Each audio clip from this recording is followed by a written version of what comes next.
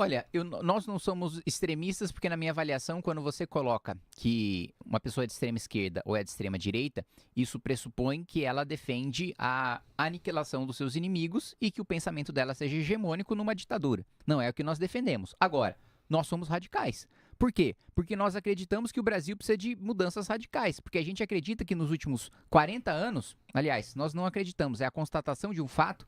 Nos últimos 40 anos, nós ficamos legados à miséria, à mediocridade, né? Nós tivemos grandes períodos de queda e alguns períodos de crescimento medíocre. Então, assim, a minha geração, ela não consegue comprar um apartamento, ela não consegue comprar um carro, ela, assim, do ponto de vista patrimonial, a minha geração está pior do que a geração dos meus pais. Então, nós somos radicais sim, porque nós vivemos hoje numa situação de extrema miséria, de um país extremamente pobre, mais pobre do que as pessoas imaginam. Quando você vai conhecer o Brasil profundo e quando você vai entender fora de uma bolha de classe média como vive a maior parte dos brasileiros, você chega à constatação de que nós somos um país miserável. Nós somos um país em que, do ponto de vista de esgotamento sanitário, nós vivemos num período medieval ou até pré-medieval, porque Roma ainda tinha bons aquedutos. Nós vivemos numa situação que exige radicalismo para ter mudanças significativas.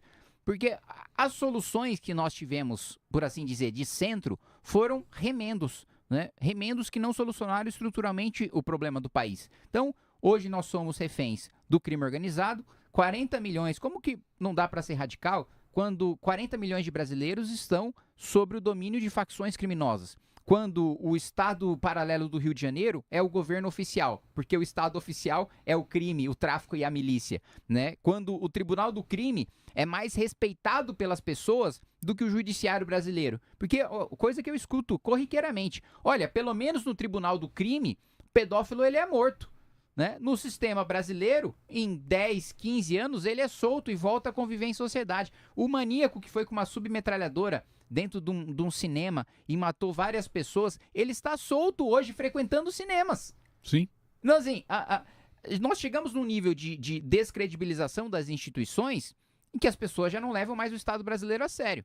E isso é uma situação muito grave, que se nós não formos radicais em retomar a autoridade do Estado, principalmente frente ao crime organizado, em as pessoas terem certeza que se elas forem vítimas de um crime, elas terão justiça, né? E não tiver essa sensação de impunidade que a gente tem, se as pessoas terem segurança de que o dinheiro público ele é bem gasto, de que os impostos não são injustos, de que há uma diminuição de tributação, de que o governo gasta de maneira responsável, se nós não formos radicais, essa situação de credibilidade, de segurança, de desenvolvimento econômico, de ter a perspectiva do Brasil ser grande, de ter a perspectiva do Brasil sentar com os Estados Unidos e não ser humilhado como está sendo hoje, sentar com a China e não ser humilhado como está sendo hoje, sentar com a Europa e não ser humilhado como está sendo hoje, essa perspectiva de um Brasil grande exige radicalismo. Gostou do vídeo? Então curta e se inscreva no canal. Nos vemos em breve.